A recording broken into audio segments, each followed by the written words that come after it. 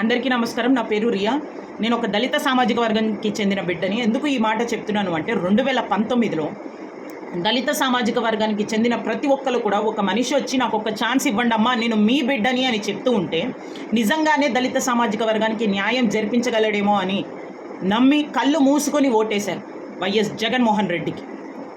మరి నేను ప్రతి ఒక్క దళిత సామాజిక వర్గాన్ని కూడా కోరుకుంటున్నాను. 2019లో చేసిన తప్పు 2024లో చేయకూడదని ప్రతి ఒక్కరిని కూడా నేను కోరుకుంటున్నాను. ఎందుకంటే మనం ఒక్కసారిగా గమనించుకోవాలి, దళితుల పట్ల జగన్మోహన్ రెడ్డి ఏ రకంగా మనతోటి ఉన్నాడు, ఏ పార్టీ న్యాయం జరిపించాడు, ఎలా మనల్ని హింసించాడు అనేది మనం ఎవరు కూడా మర్చిపోకూడదు. ఈ రోజున జగన్మోహన్ రెడ్డి ప్రభుత్వంలో ఉన్న ఎమ్మెల్సీ అనంతబాబు ఒక దళిత యువకుణ్ణి హత్య చేస్తే జగన్మోహన్ రెడ్డి ఎందుకు న్యాయం జరిపించలేకపోయాడు?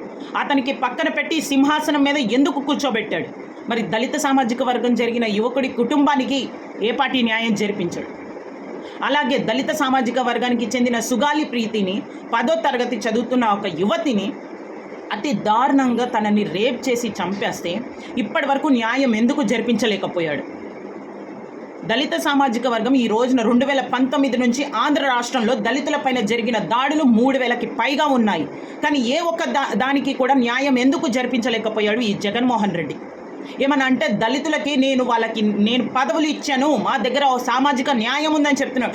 దళిత సామాజిక వర్గానికి పదవులు మాత్రమే ఇచ్చాడు, కానీ అధికారం ఇవ్వలేదు.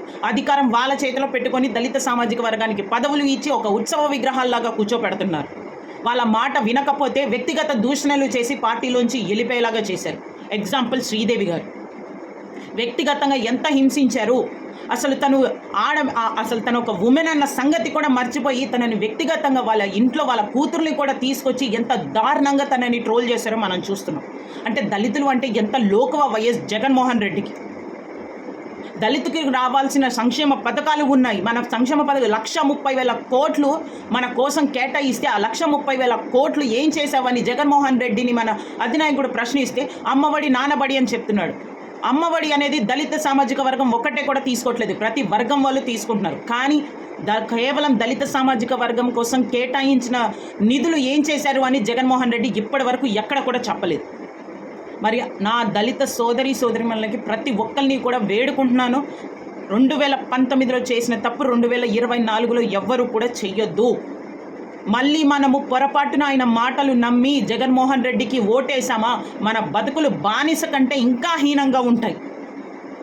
మన హక్కుల కోసం మన ఆశయాలు నెరవేర్చే కూటమిని ఎంచుకుందాం. బానిసలుగా బతకొద్దు. మన బడుగు బలహీన వర్గాల ఆశాజ్యోతి అయినటువంటి డాక్టర్ బిఆర్ అంబేద్కర్ గారు ఒక మాట చెప్పారు, నోరు లేని మేకలనే చంపేస్తారు కానీ సింహాలని ఎప్పుడూ కూడా బలి ఇవ్వలేరు అని.